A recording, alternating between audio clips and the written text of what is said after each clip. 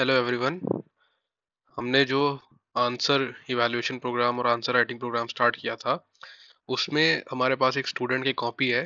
तो हम धीरे धीरे डिस्कशन करना भी स्टार्ट कर रहे हैं कि जैसे जैसे कॉपीज चेक हो जाएंगी तो हम उसके ऊपर एक डिटेल्ड डिस्कशन वीडियो बनाएंगे, और जिससे आप बाकी लोगों को भी सीखने का एक मौका मिलेगा। और इन क्वेश्चंस के थ्रू हम कुछ कुछ इंफॉर्मेशन भी कलेक्ट करने की कोशिश करेंगे कि जैसे कौन कौन सा डेटा कहाँ यूज़ कर सकते हैं, या जिस बच्चे ने कोई आंसर लिखा है उसमें क्या क्या कमी हो सकती है, तो उस कमी को हम रेक्टिफाई कर सकते हैं। एक तो तरीका ये होता है कि हम खुद आंसर लिखें और खुद आंसर लिख के देखें कि हमने कैसा लिखा है, उसको इवैल्यूएट करवाएं। उसके साथ साथ हम दूसरे की कॉपीज भी देखें, और प्लस तीसरा जो सबसे ज़्यादा इफेक्टिव होता है वो होता है टॉपर्स आंसर कॉपी देखना। ठीक है, तो टॉपर्स आंसर कॉपी के ऊपर भी हम डिस्कशन करेंगे।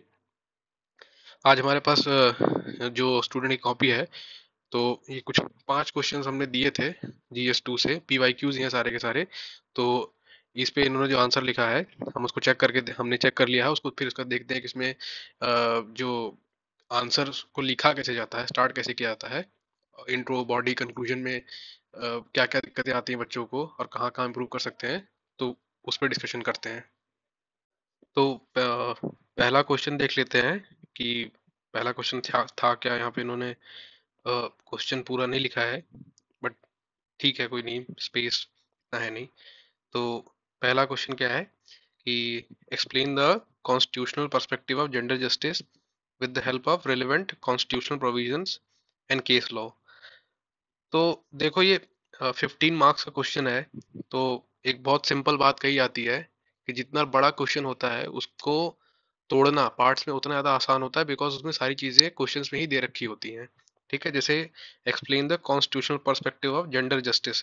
तो सबसे पहले तो यही कॉन्स्टिट्यूशनल पर्सपेक्टिव जेंडर जस्टिस ये क्या है, ये चीज़ हमको बताना है। उसके बाद रिलेवेंट कॉन्स्टिट्यूशनल प्रोविजंस ये लिखने हैं, और देन हमको केस स्टडीज लिखनी है। तो 15 मार्क्स का क्वेश्चन है। ठीक है, इंट्रो हो गया, बॉडी हो गया, कंक्लूजन हो गया। इंट्रो लिखेंगे, कंक्लूजन लिखेंगे, बॉडी में ये 3 पार्ट लिख देंगे कि पहले तो कॉन्स्टिट्यूशनल पर्सपेक्टिव क्या है जेंडर जस्टिस का, और उसके बाद जो रिलेवेंट कॉन्स्टिट्यूशनल प्रोविजंस है वो, और केस लॉ। एक चीज यहाँ पे जरूर नोटिस कीजिएगा कि जब भी जेंडर जस्टिस की बात की जाती है तो खाली विमेन के बारे में नहीं पूछा जा रहा है। ठीक है, उसमें जो सेक्शन 377 था आईपीसी का, उसके बारे में भी लिखना है, यानी कि हमको होमोसेक्सुअलिटी के बारे में भी लिखना है, ट्रांसजेंडर्स के बारे में भी लिखना है। तो देखते हैं इन्होंने क्या लिखा हुआ है।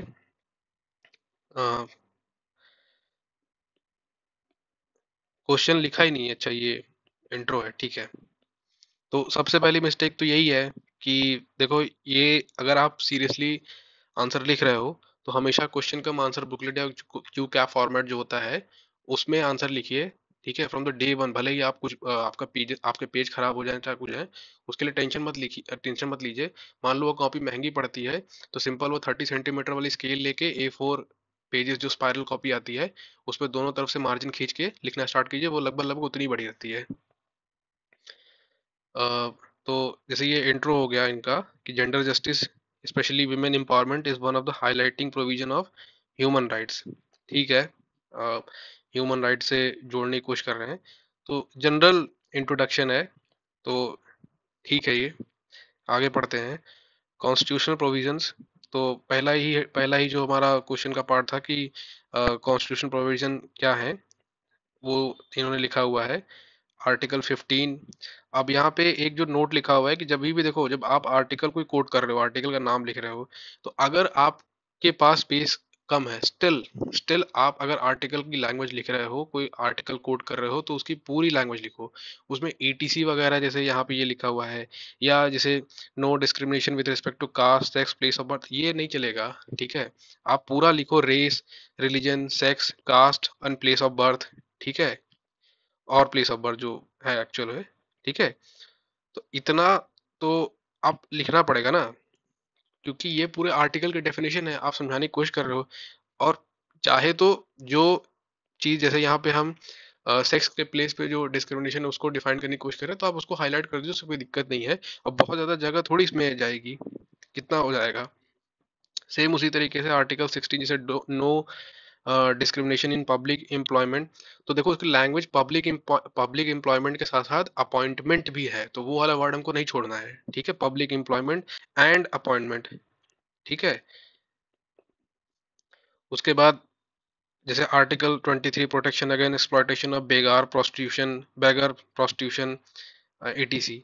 अगेन वही सेम चीज है कि भाई जब लिख रहे हो तो पूरा लिखो। नारी शक्ति वंदन अधिनियम 23 जो अभी लोकसभा और स्टेट लेजिस्लेटिव असेंबलीज में और दिल्ली लेजिस्लेटिव असेंबली में 1/3 जो रिजर्वेशन है पूरी टोटल सीट्स का, उसको उसमें विमेंस को रिजर्वेशन देने की बात की गई है, ठीक है। And 73rd and 74th constitutional amendment act, 1/3 seats reserve for women in Panchayati Raj institutions and municipal corporation, ठीक है। अच्छा पॉइंट है ये। तो जो चीज़ पूछी गई है वो लिखा है, बहुत स्ट्रेट फॉरवर्ड क्वेश्चन है, कोई बहुत इसमें अलग से कोई बात नहीं लिखनी गई है, और जो एक्सपेक्ट किया गया था वो चीज़ लिखी गई थी। ये छोटी छोटी बातों का ध्यान रखें तो बहुत इसमें मतलब धीरे धीरे हम मार्क्स और इम्प्रूव कर सकते हैं कि जहाँ 4 मिलने चाहिए वहाँ 4.5 मिल सकते हैं अगर 10 मार्क्स का क्वेश्चन है, और जहाँ पे 6 मिलने चाहिए वहाँ 7 भी मिल सकते हैं, 6.5 मिल सकते हैं अगर 50 मार्क्स का क्वेश्चन है। केस लॉस, तो शाह बानो केस के बारे में लिख दिया, Supreme Court allowed the women practitioner to get maintenance regularly, ठीक है। Shayara Bano case, Supreme Court declare talaq biddat as unconstitutional, ठीक है, ये भी ठीक है, अच्छा पॉइंट है ये। नवतेज सिंह जौहर के, सुप्रीम कोर्ट डीक्रिमिनलाइज होमोसेक्सुअलिटीज। तो ये वाला पॉइंट जिसकी बात मैं कर रहा था कि आपको खाली विमेन के पर्सपेक्टिव से नहीं लिखना है, ट्रांसजेंडर्स के बारे में भी लिखना है अगर आप जेंडर जस्टिस की बात कर रहे हो तो।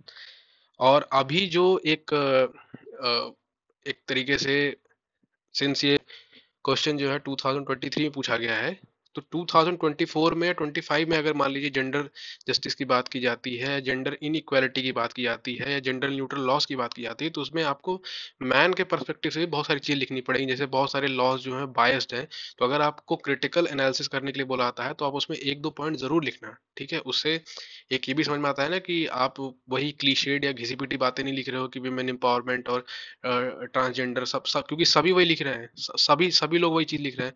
तो आप एटलीस्ट कम से कम एक एनसीआरबी का डेटा कोड कर सकते हो कि जैसे बहुत सारे जो फेक केसेस होते हैं, फेक डाउरी केसेस होते हैं, उन सबको भी कंसीडर किया जाना चाहिए। जो भारतीय न्याय संहिता है, जो नया वाला कानून लगाया गया है, उसमें कम से कम उन सब चीज़ों को भी कंसिडर करना चाहिए। बिकॉज अगर हम सोसाइटी में एक बैलेंस्ड स्ट्रक्चर चाहते हैं, अगर डेवलपमेंट चाहते हो, तो हम खाली एक तरफ को नहीं देख सकते ना। वो अगर उसी उसी पे एक ही चीज़ पे फोकस करते आएंगे, दैट इज वाई पैट्रियार्की इतनी बड़ी थी। तो अगर हम खाली एक ही चीज के ऊपर फोकस कर रहे हैं कि विमेन विमेन विमेन के ऊपर फोकस कर रहे हैं, तो उसका मिसयूज करने वाले लोग भी बहुत जल्दी हो जाएंगे। तो एक पॉइंट ये भी लिखना जरूरी है। अच्छा, तो इश्यूज इन जेंडर जस्टिस, अब lack of implementation of provisions, ठीक है।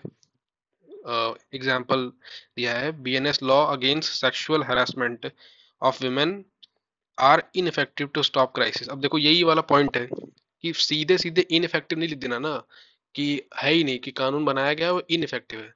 देखो, कानून इनफेक्टिव नहीं होता है, उसका इम्प्लीमेंटेशन इनफेक्टिव होता है up to the certain point, कि वो उसको जो ब्यूरोक्रेसी है या यूं कहिए कि एग्जीक्यूटिव जो है, वो उसको इम्प्लीमेंट नहीं करा पा रही, पुलिस उतना अच्छा उस साथ नहीं दे पा रही है, बहुत सारी जगहों पे जो क्राइम रेट है बढ़ता जा रहा है। तो हम कुछ एक ऐसा जनरल सा वर्ड यूज करते हैं जो सीधे डायरेक्टली पूरे के पूरे लॉ को ही ना खारिज कर दे कि अरे ये तो एकदम ही खराब है, बीएनएस जो है एकदम ही इनफेक्टिव है, कोई नहीं, इसको हटा दो पूरा नहीं, कानून में गड़बड़ी नहीं है भाई, कानून बहुत सोच समझ के बनाया गया है, ठीक है। उसमें रिफॉर्म्स लाते हैं, इंप्रूवमेंट किया जाता है, और पूरा का पूरा कानून ही थोड़ा इनफेक्टिव हो जाएगा। तो यही बात लिखी गई है यहाँ पे कि डायरेक्टली क्रिटिसाइज करने की जरूरत नहीं है। जैसे आप यहाँ पे देखो, don't directly criticise the system of law, instead of this right BNS is still struggling to stop crime against women. तो स्ट्रगलिंग है या कुछ और वर्ड आप लिख सकते हो, ठीक है, जो ये जस्टिफाई करे कि हाँ हम धीरे धीरे इंप्रूवमेंट के उस फेज में हैं। अच्छा, NCRB data says in year 2022-23 there were more than 5 lakh cases of crime against women were crime of women against were registered, ठीक है। यहाँ पे एग्जाम्पल की जरूरत भी थी तो ठीक लिखा है। Delay in justice to petitioner undermine the sanctity of courts to implement justice. हाँ, ये बहुत अच्छा पॉइंट है कि आप जुडिशरी को भी इंक्लूड कर रहे हो, कि जैसे आपने खाली कानून का नहीं, लॉ का खाली क्रिटिसिज्म नहीं किया, आपने जुडिशियल प्रोसेस का भी क्रिटिसिज्म किया, तो ये भी अच्छा पॉइंट है। एक पॉइंट यहाँ पे ये लिख सकते हैं कि जैसे कि क्यों, जैसे अगर आपको आंसर लिखना है तो आप ये भी लिख सकते हो कि जो रेप जो है, जैसे आजकल ये आरजी कर मेडिकल कॉलेज में जो चीज़ें चल रही हैं, उसकी वजह से ये समझ में आ रहा है कि रेप क्राइम अगेंस्ट वीमेन में, कि जैसे चेन स्नैचिंग होती है या मारपीट होती है, मर्डर हो जाता है, तो उसमें रेप जो है फोर्थ मोस्ट कॉमन क्राइम है वीमेन्स के अगेंस्ट में। तो ये भी आप कोट कर सकते हो। अच्छा, इन्होंने एक अच्छा पॉइंट लिखा, वे फॉरवर्ड। अब 15 मार्क्स का है तो कुछ एक्स्ट्रा पॉइंट भी लिखने पड़ेंगे। ठीक है। Stringent application of law provisions must be ensured to stop crime. ये एकदम स्ट्रिंजेंट नहीं यूज करना चाहिए, बट चलो ठीक है। इसके अलावा कोई थोड़ा सा माइल्ड वर्ड यूज करे, इतना स्ट्रिक्ट डायरेक्ट वर्ड नहीं करना चाहिए। Policies and schemes for gender empowerment must be promoted. ठीक है। यहाँ एक स्कीम का नाम भी लिखना चाहिए, कि जैसे सेल्फ हेल्प ग्रुप्स होते हैं, तो जो 80% हमारे कंट्री में ऐसे चीज हैं, वो विमेन रन करती हैं उनको। ठीक है। और तो उससे एक ये होता है कि भाई उनको एम्प्लॉयमेंट मिल रहा है, इकोनॉमिकली वो एम्पावर्ड हो रही हैं, किसी दूसरे के ऊपर डिपेंडेंट नहीं है। जब डिपेंडेंट नहीं है तो बहुत सारी चीज़ें उनको पता चलती है, कानून के बारे में जानती है, तो उससे कहीं ना कहीं डायरेक्ट डायरेक्ट इनडायरेक्ट वे में उनके अगेंस्ट जो इनजस्टिस होता है, चाहे वो जुडिशरी में होता है, चाहे वो पुलिस की वजह से होता है, या जो जनरल सोसाइटी में होता है, वो सब धीरे धीरे कम होता है।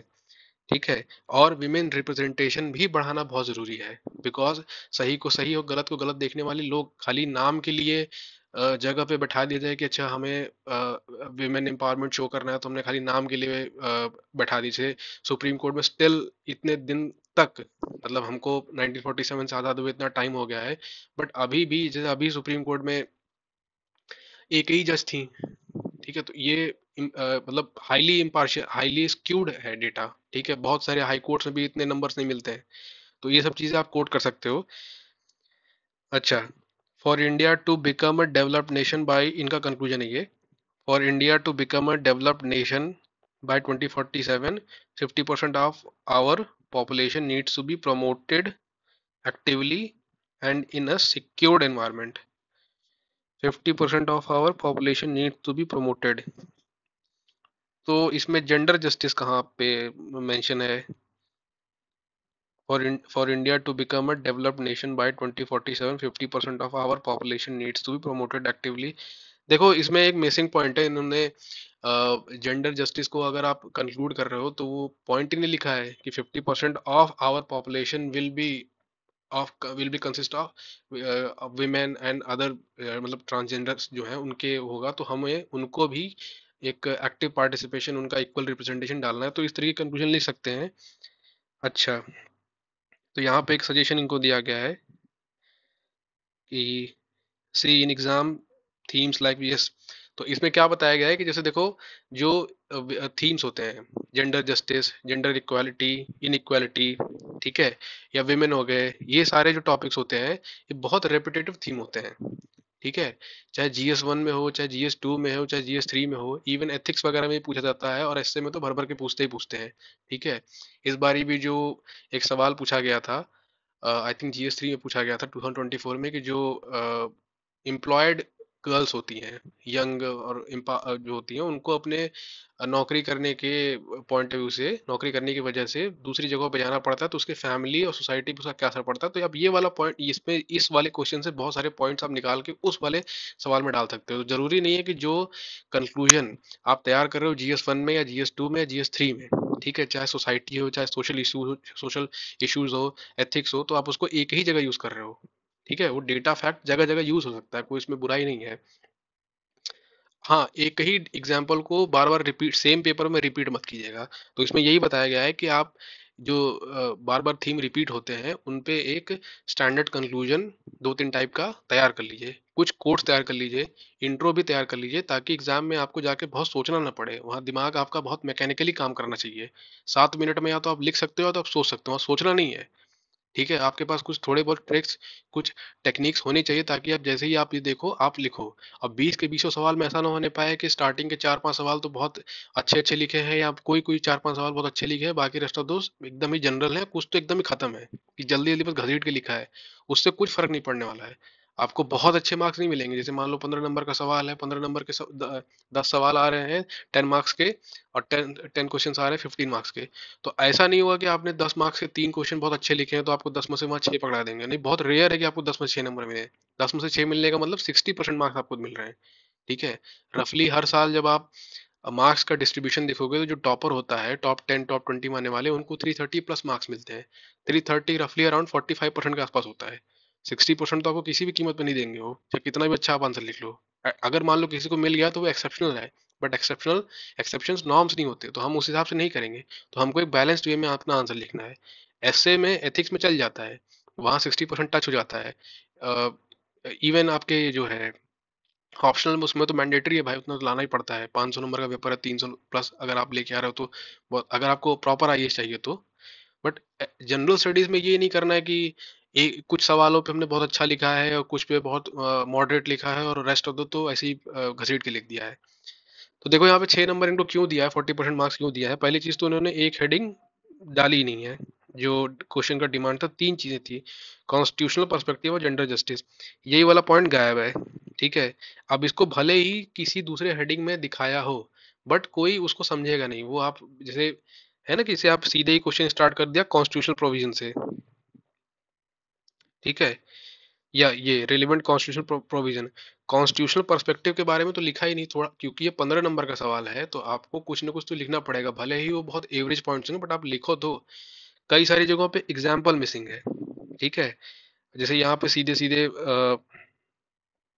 एक ये देखिए, ये वाली चीज, तो इसमें शाह बानो केस का भी लिख सकते हैं कि भाई इतने लंबे समय तक केस चला। ठीक है। उसके बाद सबरीमाला केस के बारे में नहीं लिखा, बहुत ही फेमस है, वो भी लिख सकते थे कि भाई सुप्रीम कोर्ट ने वहां अलाउ किया था कि जो जेंडर बेस्ड है कि महिलाओं को जो उस मंदिर में नहीं घुसने देते थे, उससे सैंक्टिटी पे कोई असर नहीं पड़ता, ये सब बोगस बातें थी, उसको सुप्रीम कोर्ट ने खारिज कर दिया था। ठीक है। तो ये सब चीजें लिख सकते हैं। तो इसकी वजह से इनको 6 मार्क्स मिला, वरना ये लगभग लगभग 7 नंबर चला जाता। दूसरा, इनका कंक्लूजन बहुत जनरल है। इस तरीके के सवालों में एसडीजीज हम इंक्लूड कर सकते हैं। जैसे एसडीजी नंबर, अगर विमेन से जेंडर जस्टिस से है या विमेन से रिलेटेड है, तो हम एसडीजी 5 का लिख सकते हैं। तो वो भी आजकल बहुत अच्छा एग्जाम्पल, अच्छा कंक्लूजन माना जाता है कि हम एसडीजी बेस्ड कंक्लूजन लिख रहे हैं। ठीक है। तो अगले क्वेश्चन की तरफ चलते हैं। तो सेकंड क्वेश्चन है, the constitution of India is a living instrument with capabilities of enormous dynamism. It is a constitution made for progressive society, illustrated with special reference to expanding horizon of the right to life and personal liberty. ठीक है। 15 marks का है। और हम इसको क्या करते हैं, दो पार्ट में डिवाइड कर लेते हैं। यहाँ पे से, तो constitution of India is a living instrument, पहली चीज तो यही हो गया कि भाई लिविंग इंस्ट्रूमेंट के बारे में, लिविंग डॉक्यूमेंट बेसिकली इसको कहा था। कैपेबिलिटीज ऑफ इनॉर्मस डायनामिज्म, मतलब जो इसकी फ्लेक्सिबिलिटी है, समय समय पे हम अमेंडमेंट करके जो सोसाइटी के हिसाब से चेंजेस होते हैं उसके बारे में पूछ रहा है ये। Capabilities of enormous dynamism, it is a constitution made for progressive society. ठीक है।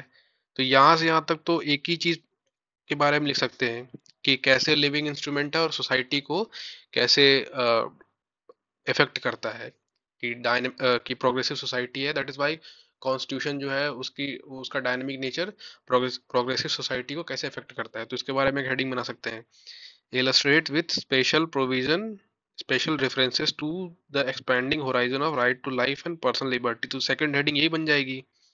ठीक है। कि expanding horizon of right to life and personal liberty।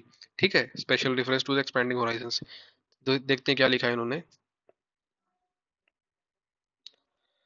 Last question में देखो एक चीज और मैं पॉइंट आउट करना चाहता हूँ। देखो सिंस इन्होंने ये मार्जिन वाली कॉपी नहीं यूज की है, यहाँ पे अगर मार्जिन होते तो जितना इन्होंने लिखा है वो कंटेंट काफी है, सफिशिएंट है, एक 15 मार्क्स का क्वेश्चन लिखने के लिए सफिशिएंट है।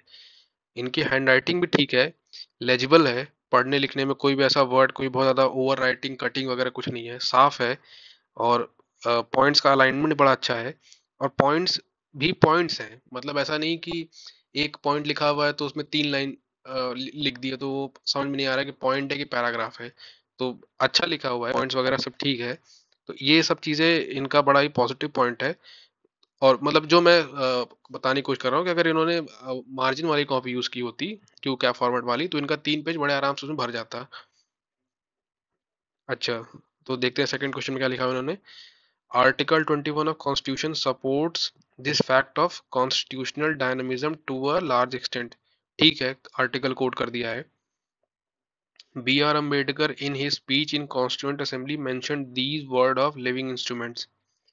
देखो, दोनों पैराग्राफ ठीक है, दोनों पैराग्राफ एकदम सही है, सटीक है, जैसा सवाल पूछा गया है जो चीज दोनों को एड्रेस करता है।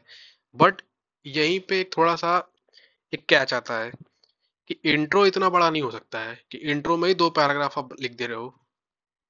अगर भले 15 नंबर का क्वेश्चन है ये, बट इंट्रोडक्शन इतना बड़ा नहीं होना चाहिए। Introduction max to max 4 line का होना चाहिए। कई सारे लोग 5 लाइन्स ही बोलते हैं, बट 3 to 4 लाइन्स ठीक है। ठीक है, तो आप सीधे सीधे लिख सकते हो कि B R Ambedkar in he speech in constituent assembly mentioned the word of living instrument which is also supported by Article 21, which reflect the constitutional dynamism which reflects the dynamism of our constitution to a large extent। तो ये 3 या 4 line में आ जाएगा, दोनों ही कि उसको paragraph को मर्ज करके अलग से दो पैराग्राफ लिखने की जरूरत नहीं है। और जितना शॉर्ट, जितना एक तरीके से टू द पॉइंट इंट्रोडक्शन रहेगा, उतना ही जल्दी आपकी कॉपी चेक करने में एग्जामिनर को आसानी होगी और उतने ही अच्छे आपको नंबर मिलेंगे। ठीक है, जितना ज्यादा आप उससे मेहनत करवाओगे उतना ज्यादा आपको तकलीफ होगी, बिकॉज ज्यादातर लोग पढ़ते भी नहीं है इसको, छोड़ के आगे बढ़ जाते हैं। तो ठीक है, दोनों पॉइंट सही हैं, इसको बॉडी में भी यूज कर सकते हैं, बट हाँ इनकी एक जो ये है, पैराग्राफ दो नहीं होनी चाहिए इंट्रो में। कॉन्स्टिट्यूशन लिविंग इंस्ट्रूमेंट, ठीक है, एकदम एकदम सही वो यूज किया है, हेडिंग की सीधे क्वेश्चन से उठा लिया।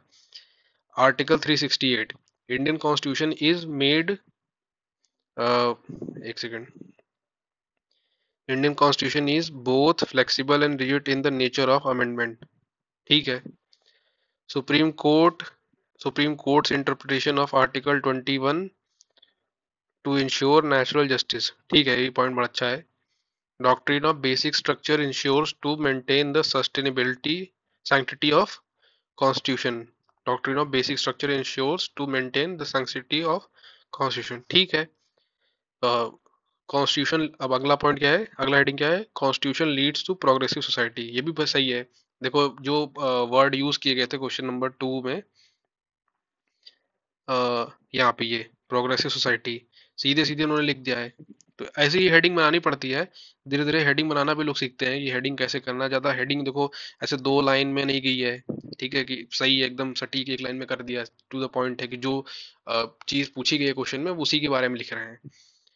Dynamism ensures the fulfilment of need of the hour of the country, यहाँ पे एक एग्जांपल मिसिंग है, यहाँ पे एक एग्जांपल देना चाहिए था। check of judicial review prohibits government uh, to face irrational decisions to take irrational decisions। हाँ सही है, यहाँ पे वो इलेक्टोरल बॉन्ड वाला चिपका सकते हैं।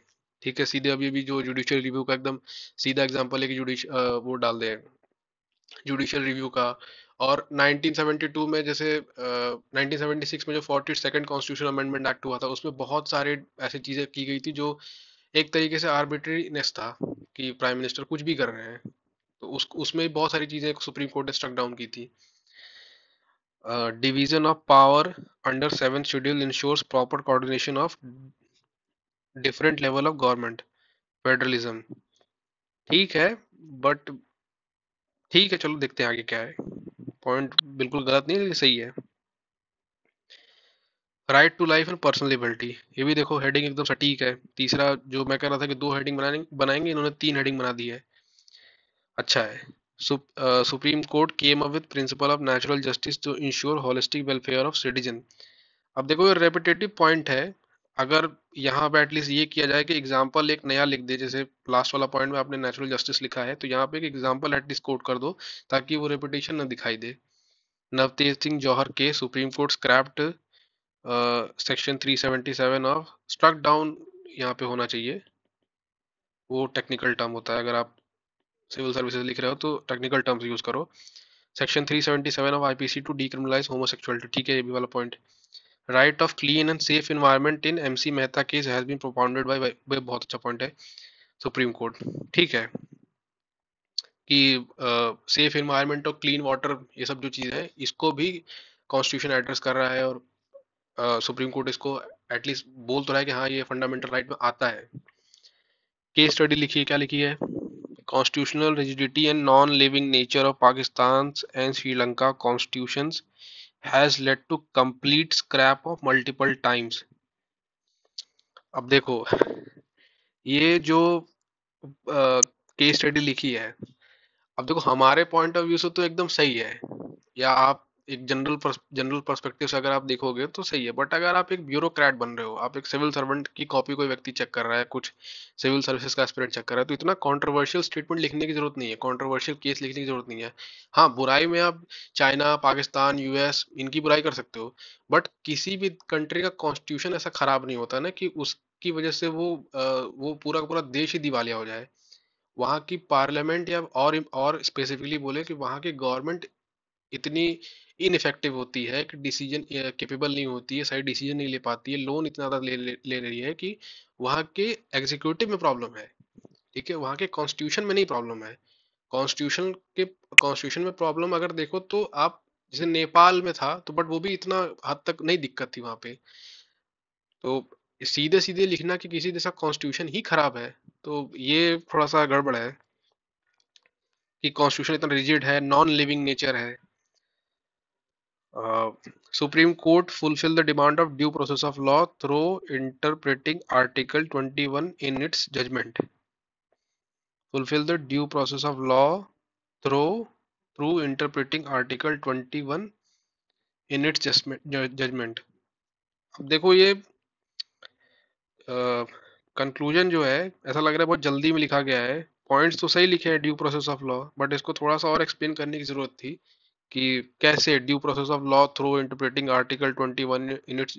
जस्ट रैंडमली खत्म नहीं कर देना चाहिए, थोड़ा सा और लिखें, अच्छा है, बट थोड़ा सा और लिखें ताकि जैसे 15 मार्क्स का क्वेश्चन है तो जहाँ पे जो इंट्रो होता है वो 3 नंबर का होता है, कंक्लूजन जो होता है 3 नंबर का होता है, और 9 मार्क्स की बॉडी पे मिलते हैं। ठीक है, अब ये 3 मार्क्स का इंट्रोडक्शन आप देखो इनका, तो 3 मार्क्स में कोई एग्जाम होगा तो हो सकता है इनको 1.5 दे दे, बट कंक्लूजन ऐसा नहीं है ना कि इसमें 1.5 दिया जाए, इसमें 1 नंबर ही मिलेगा। ठीक है, तो ये बहुत अच्छा कंक्लूजन नहीं कह सकते हैं, क्योंकि जस्ट रैंडमली खत्म किया, और कोई जैसे प्रोग्रेसिव सोसाइटी कैसे है, और जो तीन आपके ये हेडिंग्स थी कि constitution of India as a living instrument, उसको कैसे दिखा रहा है, इनॉर्मस डायनेमिज्म, इसको कंक्लूजन कहा था ना कि लास्ट में आप समराइज कर दे रहे हो। अच्छा, तो यही पे इनको एक सजेशन दिया गया है कि इनके दोनों कंक्लूजन बहुत कैजुअली लिखे गए थे, कि जल्दी से बस लिख देना है। तो don't take conclusion very quick as they contain equal marks as intro do. Use right to education, right to education, मतलब ये बताया गया है कि इसमें राइट टू एजुकेशन वाला एग्जांपल कोट कर दे।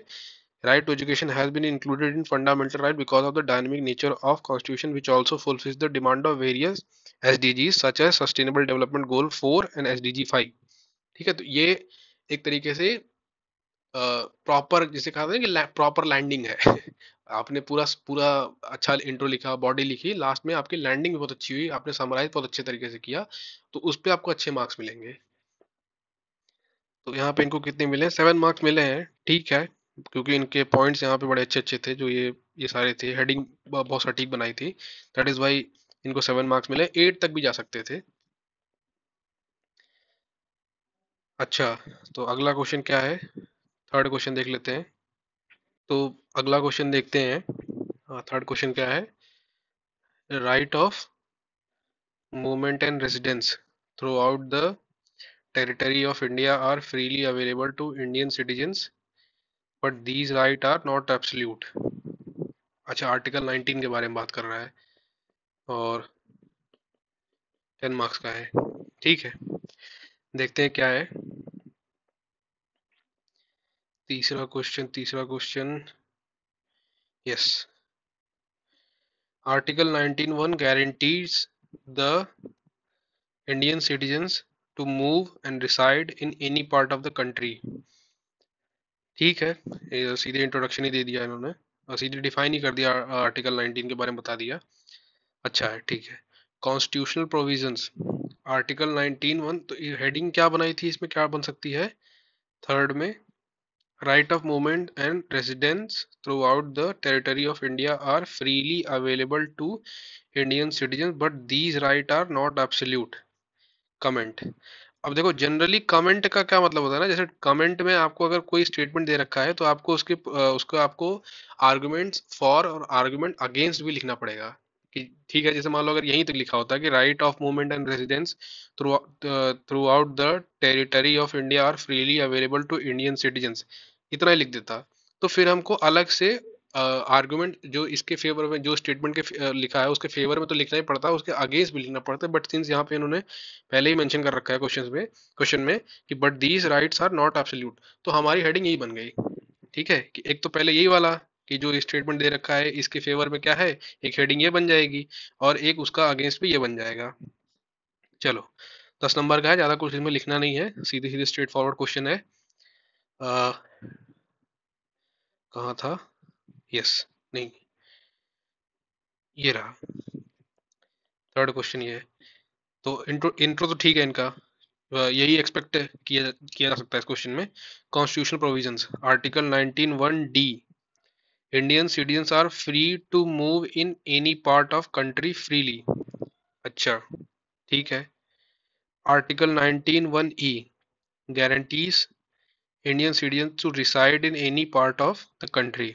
ठीक है, ठीक है। एक तो क्या है, फ्री मूवमेंट का बोल दिया, और एक रिसाइड करने का बता दिया। चलो, तो रिस्ट्रिक्शंस तो सही है, ठीक है, यही हेडिंग बननी चाहिए थी। अ, अब देखो यहाँ पे इन्होंने स्टेटमेंट लिखा था, ये वाला, ये, तो इसको काट दिया गया है। बिकॉज जैसे ये स्टेटमेंट आप पढ़ोगे, जैसे आप पहले ये पढ़ो, यहाँ से ये वाला पढ़ो। Although certain restrictions are there in Article 19(1)(d) and Article 19(1)(d) and Article 19(1)(e) itself to ensure peace in the country। अब ऑल्दो लगाने की क्या जरूरत थी भाई, ऑल्दो तो बट पे खत्म होता है ना स्टेटमेंट। ऐसे जीएस में कोई आपका ग्रामेटिकल मिस्टेक इतना ज्यादा कोई माइंड नहीं करता।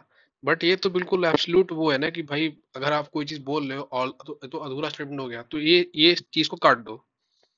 ठीक है, दैट इज वाई कहा जाता है कि जब आप अपना पूरा पेपर करो तो उसको लास्ट में 5-10 मिनट थोड़ा समय बचा के रखा करो, 5 मिनट एटलीस्ट, जो आपने लिखा है वो आप चेक कर लो कि आपने लिखा क्या है। कहीं जैसे यहाँ पे ये इन वाली मिस्टेक थी, तो इसमें हम एटलीस्ट कुछ लिख सके, तो जल्दी जल्दी में सब होता है, तो इसकी भी प्रैक्टिस करनी रहती है थोड़ा थोड़ा, क्योंकि कॉम्पिटिटिव एग्जामिनेशन है। बाकी लोग मिस्टेक्स करें चाहे ना करें, आप मत करो। अगर आपको एच चाहिए, आपको नंबर चाहिए, ठीक है, अच्छा पॉइंट है। Certain restrictions are there in Article 19(1)(d) and Article 19(1)(e) itself to ensure peace in the country। ठीक है, रेस्ट्रिक्शन क्यों है उसके बारे में लिखा गया है कि पीस मेंटेन करने के लिए है। Not allowed to settle in the places which affects the freedom of tribals. अब देखो पॉइंट ठीक तो है, बट इतना स्पेसिफिक लिखने की जरूरत नहीं है। जैसे बहुत सारी जगहों पे क्या होता है ना, ट्राइबल पॉपुलेशन नहीं होती, बहुत सारी जगहों के अपने लोकल कल्चर होते हैं। जैसे इसी बात पे लिखा गया है कि ट्राइबल्स, अगर आप बहुत स्पेसिफिक लिख रहे हो, जैसे ये वाला पॉइंट था यहाँ पे इनके कंक्लूजन में, कंक्लूजन पे भी आते हैं, not allowed to settle in the places which affect the freedom of tribals. तो इसमें एग्जाम्पल भी लिखना है कि भाई कहाँ के ट्राइबल, ट्राइबल तो बहुत सारी जगहों पे, एमपी के भी ट्राइबल है, तो क्या एमपी में हर जगह रेस्ट्रिक्शन है? ट्राइबल तो यहाँ यूपी में भी है। ये मिर्जापुर वाला डिस्ट्रिक्ट हो गया, सोनभद्र वाला डिस्ट्रिक्ट हो गया, साउथ यूपी के बहुत सारे एरियाज हो गए, तो कहाँ वहाँ हर जगह रेस्ट्रिक्शन है? कोई वहाँ जाके जमीन नहीं खरीद सकता, कुछ नहीं हो सकता है। तो अब लिखो तो कहाँ की बात की जा रही है। ठीक है, तो उससे एक इफेक्ट पड़ेगा सीधे डायरेक्ट कि आप क्या कहना चाहते हो। Should not effect the peace and harmony in the nation. ठीक है, जनरल पॉइंट है, बट ठीक है। अब देखो इसमें ना कुछ, जैसे ये सवाल ट्राइब्स के पॉइंट ऑफ व्यू से ही सिर्फ नहीं पूछा गया था, तो आप इसमें क्या क्या लिख सकते हो कि एक तो देखो, फ्रीडम ऑफ मूवमेंट के बारे में पूछा है, तो फ्रीडम ऑफ मूवमेंट में आप वो कोविड वाला पॉइंट भी तो डाल सकते हो ना, कि जैसे कोविड के टाइम पे जो कर्फ्यू लगा हुआ था, जनता कर्फ्यू के बारे में जो बात कर रहे थे, तो वहां पर भी तो रेस्ट्रिक्शन बैन था, तो एक पॉइंट वो भी लिख सकते हो, तो वो आपके आंसर को जनरलाइज कर देगा कि एक तो पहले करंट अफेयर बेस लिखा है, कॉमन सेंस है, और दूसरी चीज ये है कि हम खाली एक ही दिशा में अपना आंसर नहीं ले जा रहे हैं, हम एक हर हर एंगल से सोच रहे हैं। अब देखो, जैसे कभी कभार क्या होता है कि नेशनल सिक्योरिटी का भी मामला आता है।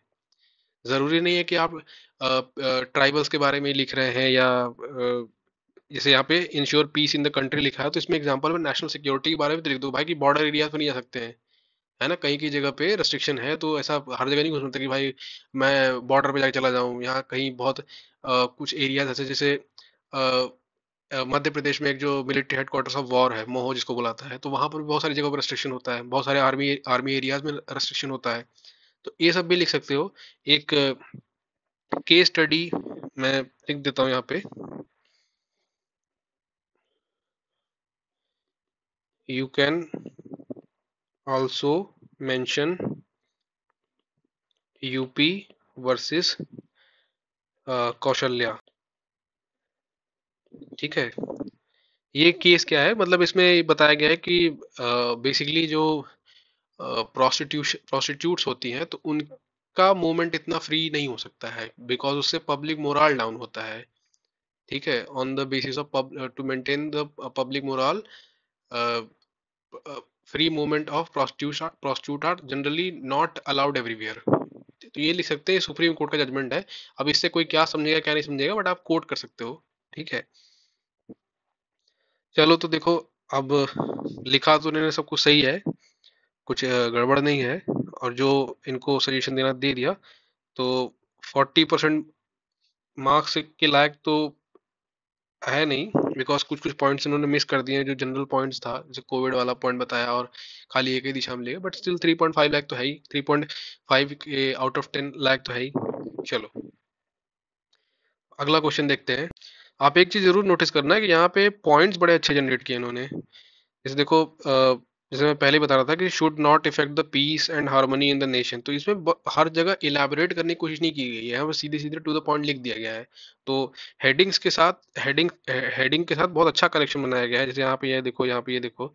ठीक है, तो चौथा क्वेश्चन हम देखते हैं, फोर्थ क्वेश्चन क्या है। क्वेश्चन नंबर 4 है, constitutional morality is rooted in the constitution itself and is founded on its essential facets.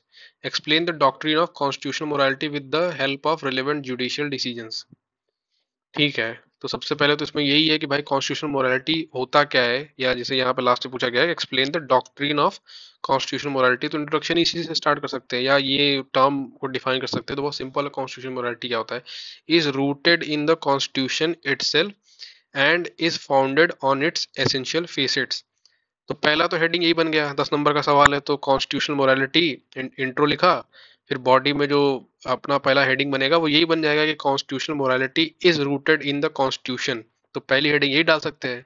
ठीक है, अब उसमें पहली हेडिंग में क्या लिखोगे, कॉन्स्टिट्यूशन मोरालिटी क्या दिखाता है, तुम्हारा प्रियम्बल है, डीपीएसपी है, फंडामेंटल राइट्स हैं, जैसे आर्टिकल 21 राइट टू प्राइवेसी है, राइट टू प्राइवेसी कर रहा हूँ, राइट टू लाइफ के से जुड़े, जैसे जैसे right to have safe drinking water, ये सब चीजें इसको मेंशन करना है।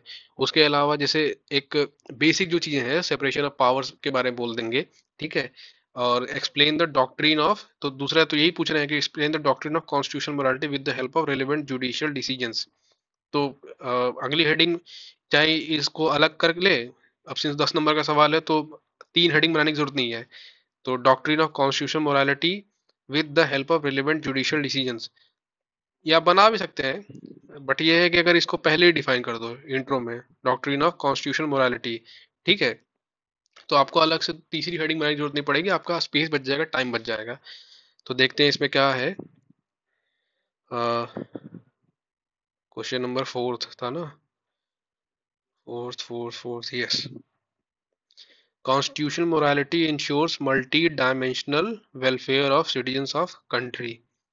ठीक है, जनरल इंट्रोडक्शन है, कोई डेटा फैक्ट करंट अफेयर कुछ नहीं है, स्ट्रेट फॉरवर्ड, बहुत जनरल है। ठीक है, अब 2 लाइन में है, तो जैसे अगर मान लो कितना है, 2+2+6 का फॉर्मूला होता है कि 2 मार्क्स हमारे हो जाएंगे इंट्रो में 10 नंबर के सवाल के लिए, बॉडी में हो जाएगा 6, कंक्लूजन में हो जाएगा 2। तो इसमें हो सकता है इनको 1 मिल जाए, कोई बहुत मेहरबान टीचर होगा दे देगा, 1 मार्क्स मिल सकते हैं इस पे। Judicial decision, I R Coelho case versus state of Tamil Nadu, Supreme Court judicial decisions पे ही डायरेक्ट आ गए। अच्छा, I R Coelho case versus state of Tamil Nadu, Supreme Court ensure constitutionalism as a controlling power on government.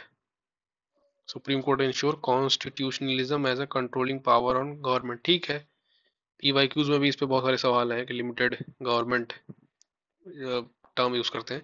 मारूराम versus Union of India case, Supreme Court mention rule of law as supreme facet. ठीक है, rule of law की बात की गई है, हाँ ये भी कॉन्स्टिट्यूशन का है। Constitutionalism, supreme court in its various cases came up with definition of natural justice under article 21। तो अ, कौन सा केस, एक एग्जांपल तो कम से कम लिख दें।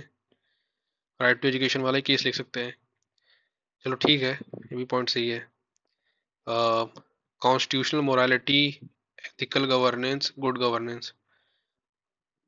ठीक है, डायग्राम बनाया है, बहुत स्मार्ट मूव खेला है ताकि ज़्यादा लिखना ना पड़े कि कॉन्स्टिट्यूशन मोरालिटी से एथिकल गवर्नेंस अफेक्टेड होती है, एथिकल गवर्नेंस से good governance affected, good governance होती है। ठीक है, ठीक है। बट इसको थोड़ा सा और एक्सप्लेन करनी, यही लिखा हुआ है, impressive but explain little bit more.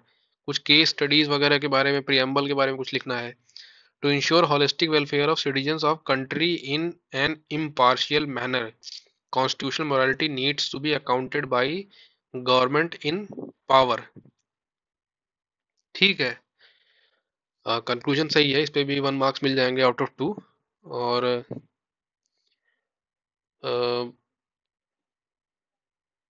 ठीक है, इस पे कुछ ज़्यादा सजेस्ट करने लायक या कुछ करने लायक है नहीं, बट ये है कि 2 हेडिंग ज़रूरी रहती है।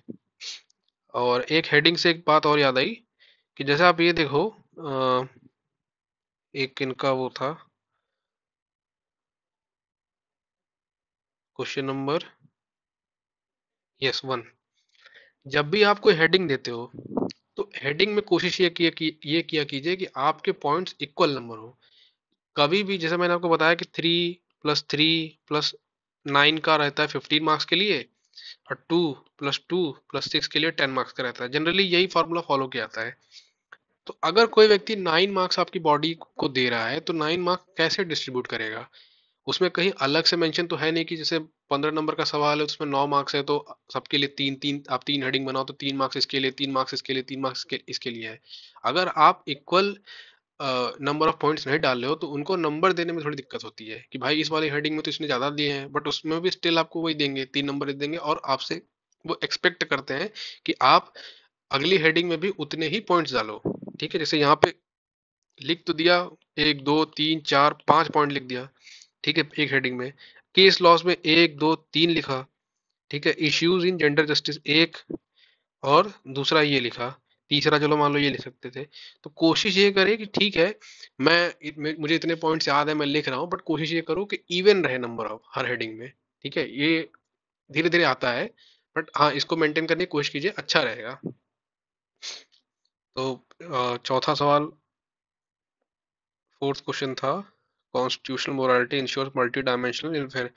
अब ये जैसे कॉन्स्टिट्यूशनल मोरालिटी को डिफाइन नहीं किया कि प्रियम्बल वगैरह डीपीएसपीएस के वो लिख दे, तो उसमें यहाँ पे 1.5 और मिल सकता था।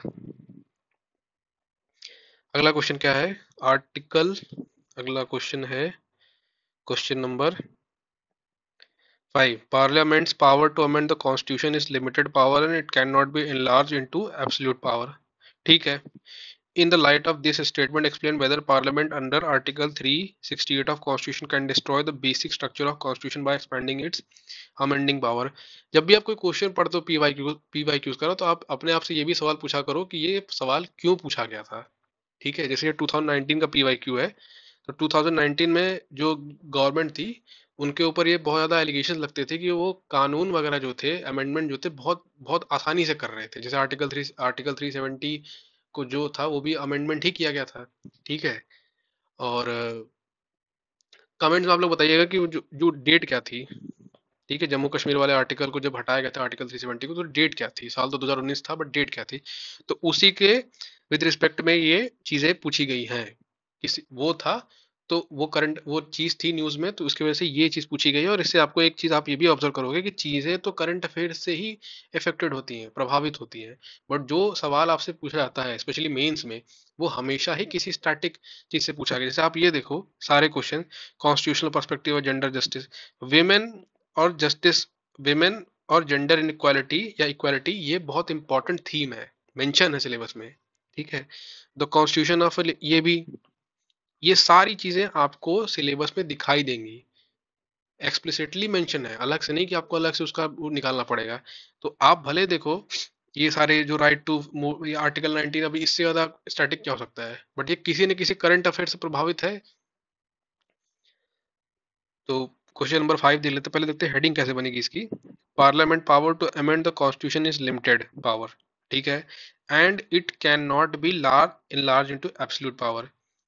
तो पहली हेडिंग यही बन जाएगी कि Parliament power to amend constitution is not absolute, ठीक है, ये लिख सकते हैं, या लिमिटेड है। In the light of statement explain whether Parliament under article 360 of constitution can destroy basic structure of constitution by expanding it's power.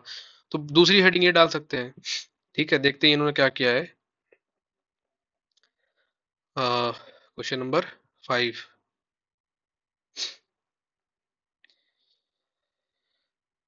Article 368 provides amending power to government of India. अब देखो, government of India नहीं होती, government of India ने Parliament को मिलती है amending power. Parliament में लोकसभा राज्यसभा भी होती है, और गवर्नमेंट ऑफ इंडिया का सीधा मतलब होता है आप एग्जीक्यूटिव की बात कर रहे हो, आप कैबिनेट की बात कर रहे हो।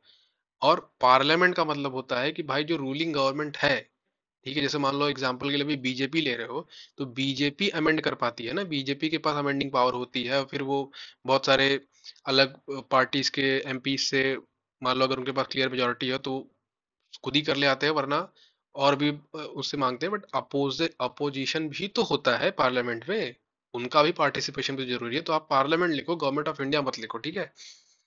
Article 368 amendment by special majority, अच्छा डिफाइन ही कर दिया आर्टिकल 368, चलो ठीक है।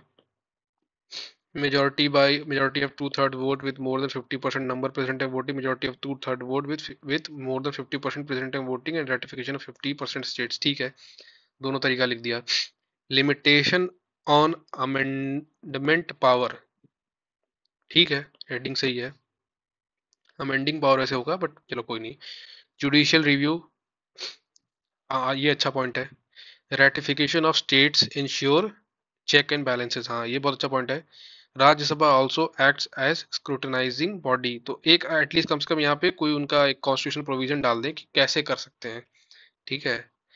डॉक्ट्रिन ऑफ, मतलब आर्टिकल मेंशन कर सकते हैं कि वो, या कोई एक ऐसा प्रोविजन मेंशन कर सकते हैं कि इस तरीके से राज्यसभा लोकसभा के ऊपर अपना जो अमेंडमेंट ला रहे हैं उसके ऊपर चेक चेक डाल सकती है, उसको उसको स्क्रूटनाइज कर सकती है।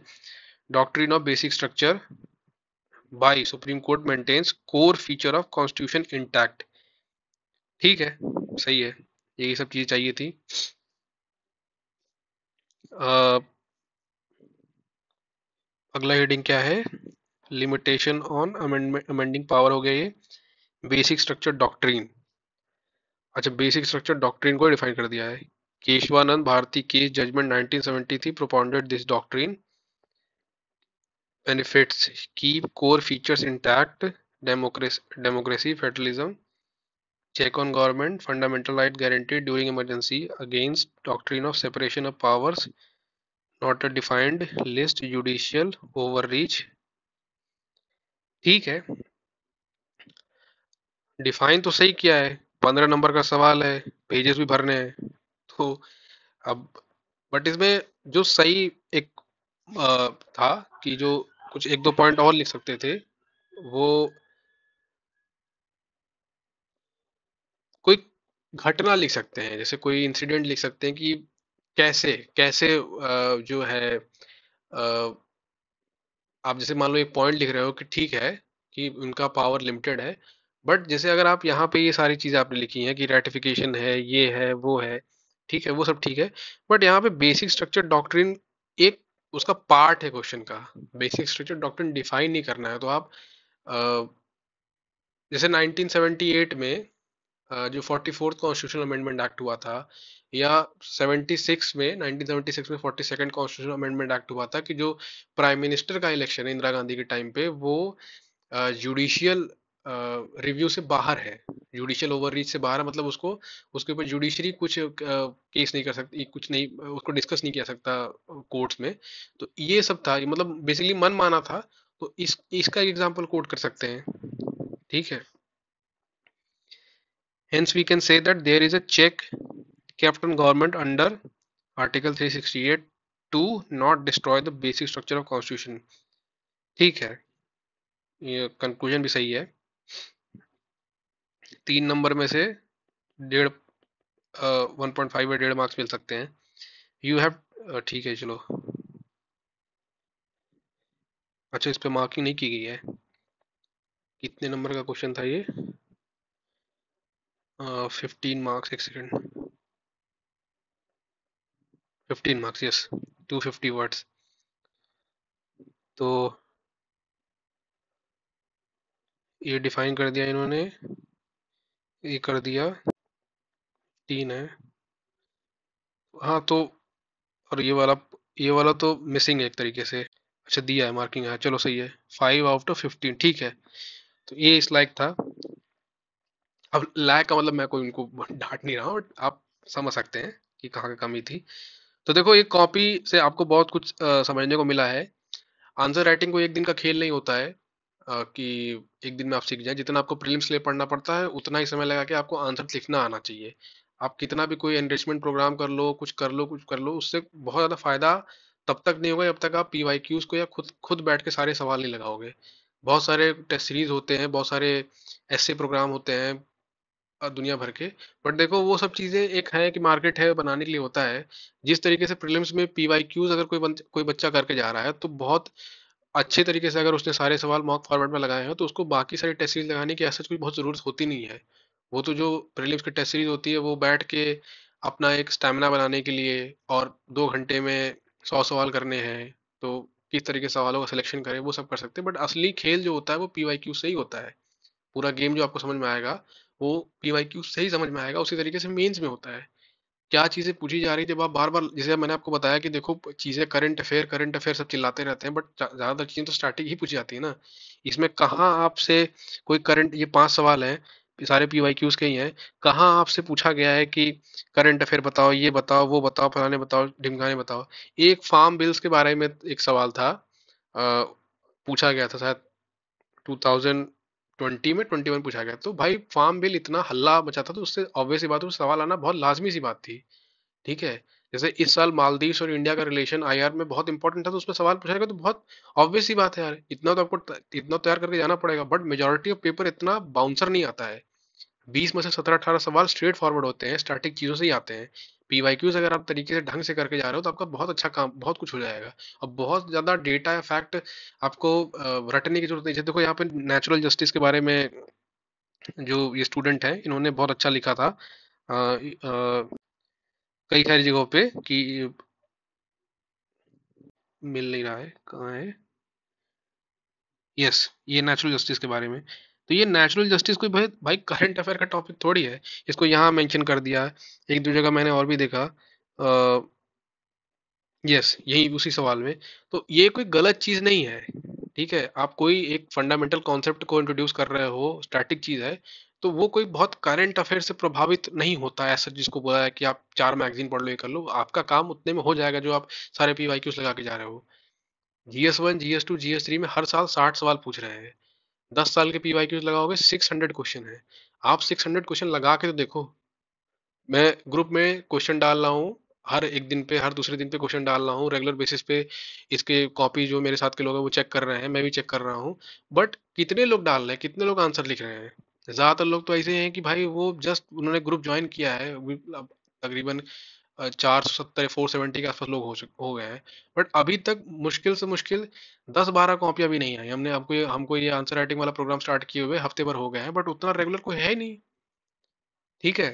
तो यही यही डिफरेंस क्रिएट कर देता है ना। आप देखा करो, कितने लोग, 5 लाख लोग प्रीलिम्स देते हैं, 12-13 हजार लोग मेंस लिखते हैं जाके। सिलेक्शन 1000 लोगों का होता है, मतलब परसेंटेज, सिलेक्शन परसेंटेज भी 1% का क्यों होता है वो? यही कारण है।